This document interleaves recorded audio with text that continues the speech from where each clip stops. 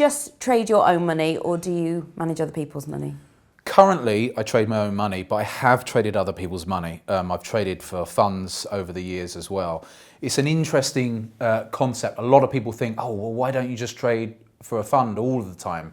And there's been reasons why I've traded for funds and then not. Sometimes the funds have then shut down at various times, or they've moved into other projects. For example, I was trading for a fund, superannuation scheme down in Australia.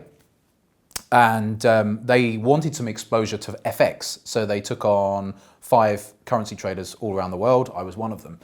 And then they decided, as part of their strategic planning, they didn't want to have FX exposure anymore. So things like that happen. And then I've been involved with some hedge funds, which have been in early stages, and then they haven't raised enough capital. And there's one at the moment that I'm dealing with who wants me involved, but they're still in the capital raising phase. So yes, I have traded for funds, and other people's money. And so I've been licensed to be able to, you have to be licensed to be able to do that, FCA regulated. The interesting thing with when you're trading with other people's money is a completely different concept of how emotionally you feel. I'm pretty much detached when I'm trading my own money because I've been doing it for so long.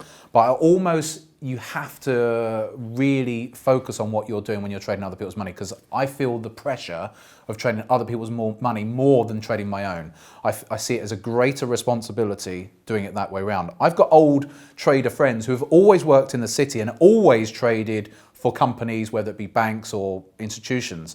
And so they don't actually like trading their own money. They're the completely opposite way around, and yet they'll happily trade clients' money.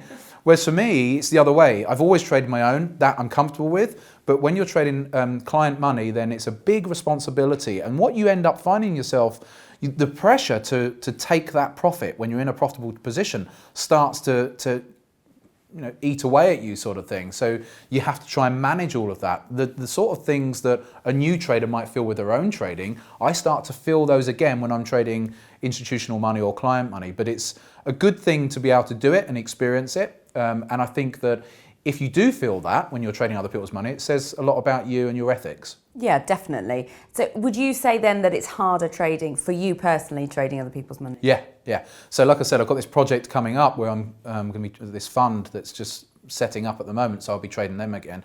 And I have to sort of re-engage. It's a bit like Tom Cruise in Top Gun when Maverick he's disengaged from the dogfight and he has to re-engage after Goose had died.